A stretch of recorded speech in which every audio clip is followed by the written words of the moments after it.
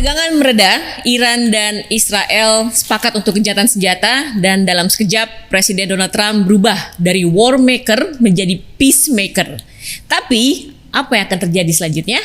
Bang Celi, sesuai perkiraan kita, Donald Trump tidak bisa ditebak dan suka bikin kejutan. Dewa mabok ke kiri dan ke kanan. Ke kanan, 2 minggu dia bilang kita lihat 2 minggu. Ternyata dia Tiba-tiba ngebom. bunker buster. Kemudian airbase-nya di Qatar diserang tiba-tiba pagi ini. Ya. Gencatan senjata. Dan apa yang dia katakan lewat truth sosialnya itu kan, walaupun sebagai orang pasti mengecam dengan keras dan pantas dikecam kan, namanya tindakan sepihak untuk melakukan pengeboman di negara yang berdaulat kan, ini anggota PBB Iran. Tetapi kalau kita lihat secara diplomasi, geopolitik, kekuatan real, jangan lupa Thucydides sejak zaman Yunani kan, the strong will do what they can. Itu kita lihat konteks peristiwa perjalanan naik turun, barangkali di sini kita lihat kan sudah dia katakan bahwa gencatan senjata antara Israel dan Iran.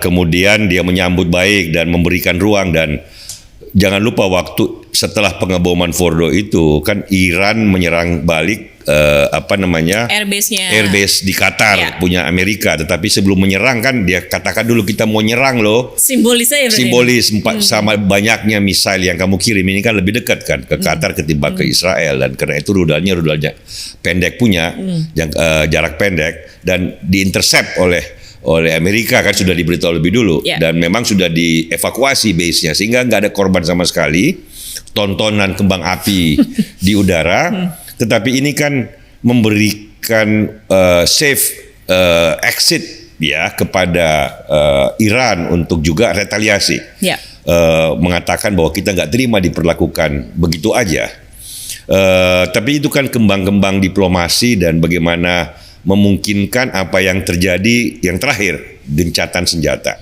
ya kan? Tentu saja setelah gencatan senjata kan pertanyaannya apa kemudian, nanti kita diskusikan. Tapi esensinya satu dulu, apakah huru hara, ada 2 pertanyaan kan? Apakah prahara yang kita saksikan dengan drama, dengan korban, dengan missiles, 12 hari perang, 12 hari perang itu ada sisi positif yang bisa dihasilkan, apapun kemarahan orang kepada pihak-pihak yang bersengketa termasuk kepada Israel, kepada Amerika, apakah setelah gencatan senjata ada sisi positif yang bisa dibawa oleh proses diplomasi yang canggih, Mel? Ini wilayah kaum negarawan nih, wilayah kaum statesmen dari pihak-pihak yang terlibat seperti Iran, seperti Israel, seperti Amerika Serikat, dan barangkali juga Rusia, Cina, dan negara-negara Arab di sekitar Iran kan. Ini Qatar, panggungnya. Dubai, Uni Emirat Arab. Ini kata-kata Kamala Harris, only in the darkness of night we can see the brilliance of the stars. Itu kan Kamala Harris. Kalau orang lain bilang wa innama yusri yusran gitu kan. Setelah kegelapan akan ada cahaya yang muncul gitu loh. Nah, kalau diplomasinya bagus, ini momentum baru di Timur Tengah untuk melangkah ke depan yang meninggalkan 50 tahun masa-masa yang gelap. Ini kan nanti kita jelaskan, ini ada hubungan dengan Israel Palestina, ada hubungan dengan Suriah kemarin, Lebanon, ada komplikasi dengan hubungan Cina, Rusia. Ini kan teknologi nuklir Iran kan dari Rusia. Sementara ekonomi Iran, minyaknya itu mayoritas dijualnya ke Cina. Setengah dari biaya pemerintah Iran itu adalah hasil penjualan minyaknya ke Cina. Dalam situasi sanksi yang pengenaan sanksi dalam beberapa tahun terakhir kan. Nah, jadi itu satu pertanyaan. Yang kedua, objektif dulu nih praharanya, yaitu preemptif terhadap kemampuan nuklir Iran. Karena ini kan komplikasi yang dahsyat kalau dari berbagai, bukan hanya urusan Israel, Amerika, tapi negara Eropa dan Cina kan juga ketar-ketir. Walaupun dia dekat dengan Iran, kalau Iran punya senjata nuklir yang berhasil dikembangkan, Fordo itu kan pengayaan uraniumnya itu memang komplikasinya kan di situ. Nah itu objektifnya tercapai apa tidak? Kalau kita lihat bunker buster yang ini kan ini drama tersendiri nih. Nggak kelihatan destruktifnya ya, tapi tiga lubang di satu sisi, ada 2 lubang. Karena bunker buster itu kan masuk bukan untuk meledakkan gunung loh. Orang harus tahu apa sih pengayaan nuklir itu, Fordo itu apa? Jadi kalau uranium itu kalau untuk mampu menjadi reaksi berantai nuklir dia harus uranium 235. Ya, tapi kan isotopnya bercampur tuh dalam uranium yang sama, uranium 238 dan 235. Karena itu harus dimurnikan. Uranium 235 dari sekitar 1% apa setengah persen atau 2% menjadi 90%. Supaya bisa menghasilkan efek berantai nuklir yang menghasilkan ledakan dahsyat. Nah, pengayaan di Fordo itu kan pakai gas. Jadi pengayaan dari 2% menjadi 90% itu kan butuh ribuan tabung-tabung gas untuk diputar dengan cepat sehingga elemen isotop uranium 238 lebih berat, uranium 235 lebih ringan itu bisa berpisah. Kan kalau diputar cepat yang berat dan yang ringan kan terpisah. Jadi yang semakin banyak ribuan tabung ini memutar, jadi meningkat 0,5%, 1/4% dalam satu tabung dipindahkan lagi. Sehingga uranium 235-nya makin lama makin murni. Makin banyak persentasinya. Dalam satu kuantiti uranium. Kurang lebih 50 kg yang dibutuhkan untuk dapat senjata berkepala nuklir. Nah, ini yang terjadi dan ini sangat tabung-tabungnya dalam balik bukit. Tabung gas ini Fordo yang memutar uranium 238 dan 235 itu sangat sensitif terhadap getaran. Ini kan gas berkecepatan tinggi. Dan bunker buster. Karena itu bunker buster masuk, asal dia bisa masuk 50-60 meter, dia nggak perlu menghancurkan struktur gunungnya atau struktur betonnya, tapi dia cukup menghasilkan getaran yang kuat sehingga proses perputaran ini berhenti dan stop. Begitu dia berhenti, ini nggak gampang, butuh tahunan lagi untuk mengorkestrasi perputaran begitu tinggi, begitu banyak dari tabung-tabung gas uranium, pemurnian uranium. Sehingga kenapa Trump yakin bahwa, dan ini yang membuka kemungkinan negosiasi dan perdamaian kan. Kenapa dia begitu yakin di konferensi pers pertamanya bahwa obliterated, destroyed, bukan gunungnya hancur, bukan bangunannya hancur, tapi proses pengayaan uraniumnya kan tujuannya kan itu berhenti dengan sendirinya akibat ini 14 bunker buster, 12 atau Tomahawk ya dari submarine juga. Tomahawk kan di Isfahan.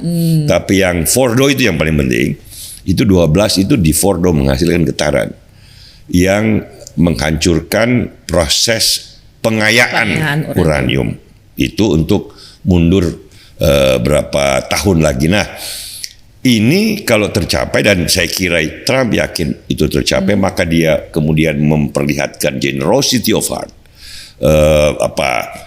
merangkul, ayo dong, sekarang saatnya perdamaian. Semua God bless Israel, God bless Iran, God bless Iran, God bless Amerika, and God bless the world, gitu loh. Boleh suka apa nggak suka dengan dewa mabuk ini, Bang. Tetapi kalau dia bisa menghasilkan perdamaian yang langgeng dengan perubahan tata politik yang penting di Timur Tengah, sehingga cerita Timur Tengah bukan hanya cerita yang berulang tentang tragedi kemanusiaan, perang yang nggak berakhir, itu kan sebenarnya bagus sekali. Ini baru langkah pembuka, dan saya lihat Iran juga tidak punya banyak pilihan selain ini kan sudah rezim. Kita sudah ceritakan, sudah 50 tahun rezim teokrasi. Pimpinannya salah satu, Ali Khamenei itu salah satu yang terlama pemimpin dunia. Udah tiga dekade lebih Iran. Usia berapa? 86 tahun. Dan barangkali yang paling penting rakyat Iran. Yang terus lahir generasi baru yang mulai melupakan rezim ideologi zaman lama. Itu juga meminta pembaharuan dan normalisasi kehidupan. Kan siapa yang nggak pengen seperti Dubai? Siapa yang nggak pengen seperti Qatar yang maju gilang gemilang menyambut globalisasi gitu loh. Ngapain terjebak dalam cara berpikir yang sama yang sudah beku oleh zaman. Memang dalam pemerintahan Iran, Mel, ada perubahan penting dalam 50 tahun setelah Khomeini kan, dari pemerintahan ulama teokrasi kan, dengan doktrin velayat faqih, kepemimpinan ulama yang merupakan perwakilan Tuhan di bumi, itu beralih pelan-pelan menjadi revolusi, the guard of revolution itu loh, guardian of the tentara yang faksi khusus yang pengawal revolusi itu juga semakin berkuasa. Ini pimpinannya ini yang jadi korban serangan Israel beberapa. Ya. Nah, jadi rezim pemerintahan di Iran itu sayangnya over time itu tidak kunjung menjadi lebih terbuka, lebih modern seperti langkah-langkah penting yang dilakukan oleh misalnya Muhammad bin Salman, putra mahkota di Arab Saudi, keluarga-keluarga yang berkuasa di Dubai, di Abu Dhabi, di Qatar. Nah, memang kita harus sadari salah satu kaitan sisi lain dari problem ini adalah juga problem Israel Palestina yang belum kunjung selesai. Terjadi radikalisasi dan militansi pemerintahan Israel. Ini juga harus berubah. Benjamin Netanyahu lebih dekat dengan radikalnya. Dengan kaum radikal, kaum militan. Kalau bisa Trump mengubah Israel menjadi lebih moderat dan terbuka, ini juga langkah lain daripada problem penyelesaian di Iran. Dan kemudian membangun kembali Palestina yang lebih bisa mencapai tujuan bersama. Ya, semua dunia menginginkan solusi dua negara. The two-state solution, di mana dua negara yang proud nation, yang moderasi, terbuka, sama-sama kreatif dan kaya dengan sejarah, Israel dan Palestina. Two-state solution ini juga prinsip kebijakan politik luar negeri Indonesia kan, bahwa itu yang harus dicapai pada ujungnya. Nah, apakah konflik dan prahara Iran, kemudian gencatan senjata, Mel, bisa menghasilkan perubahan sikap geopolitik di Timur Tengah, Iran, prospek perdamaian baru Israel Palestina, ya, two state solution yang 10 tahun ke depan menjadi membanggakan dan penuh dengan inisiatif baru. Suriah kan sudah mulai berubah sekarang. Lebanon juga sudah mulai berubah. Jadi pertanyaan kembali lagi kepada ungkapan Kamala Harris. Only in the darkness of nights, Mel, we can see the brilliance of the stars. Setelah bom di Fordo itu, mudah-mudahan itulah bom yang terakhir. Mudah-mudahan serangan rudal Iran ke Qatar kemarin, ya, yang sudah diberitahu dulu, saya mau kirim rudal loh. Saya sama-sama 14. Itu serangan terakhir atau aksi terakhir yang dilakukan oleh pemerintah dan juga Israel. Ini yang harus dikatakan dengan tegas bahwa Israel rame-rame harus dipaksa untuk berubah menjadi lebih moderat. Ya, menahan diri dan kemudian menerima two state solution sebagaimana yang diinginkan oleh semua negara termasuk Indonesia. Nah, dengan begitu, Mel, wilayah Timur Tengah ini bisa mengikuti jalannya ASEAN, Mel. Stabilitas politik, pertumbuhan ekonomi, moderasi masyarakat, modern, ada yang religius, ada yang mau jalannya lebih banyak kepada modernitas, semuanya dirangkul bersama dalam satu langkah ekonomi yang semakin maju over time, bukan mundur, dan tidak perlu saling mengirimkan rudal, kita mengirimkan wisatawan ke negara lain, dan demikian pula negara tetangga kita. Cocok. Itu paling bagus. Daripada rudal kan lebih bagus kita kirim turis. Betul. Betul nggak? Nah, kita kirim barang, kita kirim jasa, kita kirim tekstil, sepatu, termasuk udang, Mel. Kan jauh lebih baik gitu. Benar. Tapi Bang, ini oke, sekarang udah gencatan senjata, udah mereda. Tapi kan pertanyaan berikutnya tadi, negosiasi yang seperti apa? Sebenarnya Iran kan juga nggak mungkin ya udah, tapi kan kita juga punya hak untuk program nuklirnya buat energi positifnya. Kalau nuklir demi listrik buat masyarakat kan siapa yang nggak setuju kan? Dia Eropa, dia mana-mana kan nggak problematik. Tetapi kalau nuklir buat senjata peledak massal, kekuatan di Hiroshima dan Nagasaki, ya, bom atom pertama itu kan 2 kota loh, 2 bom loh. itu yang korban seketika 150.000 orang. Kekuatan nuklir sekarang bervariasi. Ada yang 50 kali lipat lebih besar, tapi ada yang 3.000 kali. Rusia punya tuh. The Star Bomba namanya. Amerika pasti punya.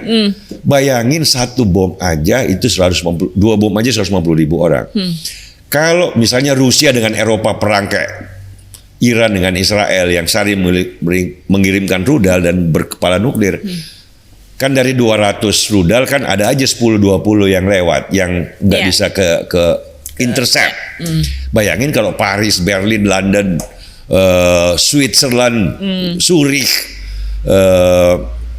Frankfurt dikirimin rudal kayak gitu berkepala nuklir, satu aja hancur semua. Kalau di Jakarta satu bom nuklir mendarat di Monas, satu Jakarta selesai.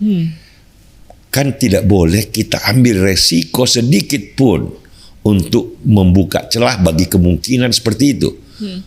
Ini yang Henry Kissinger bilang, that is the worst case scenario, any statesmen are obliged to preempt. Jangan buka kemungkinan itu. Itu kira-kira kenapa Fordo problematik, kenapa Prahara kemarin ini terjadi. Tetapi sekali lagi, kalau memang persoalan senjata nuklirnya sudah diobliterated dalam kata-kata Trump, kan pertanyaannya what next? Nah, what next-nya ini membesarkan hati karena gencatan senjata.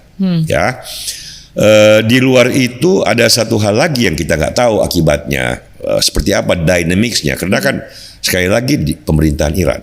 Ini kan pemerintahan yang sudah membeku dalam zaman kan. Sekarang kita lihat putra mahkota Iran di Paris kan pidato menganjurkan regime change dan siap untuk memegang kembali tampuk kepemimpinan di Iran.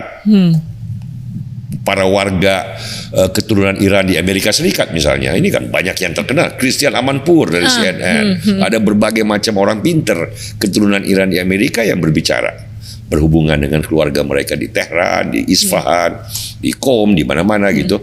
Mereka berharap bahwa ada solusi ini internal Iran, tetapi berpengaruh terhadap Timur Tengah kan. Bagaimana prospek pemerintahan dan masyarakat Iran ke depan, bukan hanya dengan hubungan Iran dalam geopolitik, tetapi hubungan Iran antara pemerintah dan rakyatnya. Ini pertanyaan terbuka yang bagian dari dinamik nanti perundingan, dan kita semua berharap mendoakan semoga Iran, negara dengan sejarah panjang, negara yang potensinya luar biasa, Mel. Bayangkan Cina, kalau waktu Cina dapat pemimpin yang baik, mulai dari Deng Xiaoping 50 tahun dia dari negara miskin menjadi superpower, great power, kaya, teknologi maju. Kalau Iran dapat pemimpin dan pemerintahan yang bagus, tahu melihat ke depannya harus kemana, meninggalkan era rudal, memasuki era globalisasi yang seperti China, Dubai, Qatar, sekarang Arab Saudi. Bukan 50 tahun barangkali, 25 tahun, 20 tahun dia akan berkembang menjadi satu negara yang bangga bukan lagi karena peperangan, tapi bangga dengan kreativitas, kemanusiaan, dan kontribusi positif terhadap peradaban dunia keseluruhan, seperti Cina sekarang, gitu loh. Ada DeepSeek, ada BYD, ya macam-macam kontribusinya, dan itu kan kita terkagum-kagum karenanya, gitu Mel kira-kira. Oke. Terima kasih Bang Jeli. Kita tunggu lagi selanjutnya, mudah-mudahan ketegangan di Timur Tengah benar-benar mereda dan sama-sama maju. Mudah-mudahan. Ini kan baru hari pertama pengumuman gencatan senjata. Jadi Top News International, Mel, akan terus mengikuti. Kita ikuti perkembangannya, kita menjelaskan kepada pemirsa kita, pada viewers kita, pada subscriber kita apa yang terjadi di hotspots of the world, gitu betul. Ya, di tempat-tempat panas di berbagai belahan dunia yang kemudian mudah-mudahan menjadi dingin dan sejuk. Betul. Kira-kira gitu, Mel. Enakan sejuk daripada panas. Enakan sejuk, Mel. Gitu, Mel. Baik, terima kasih Bang Jeli dan terima kasih teman-teman Freedom yang sudah bergabung. Demikian Top News. Sampai jumpa.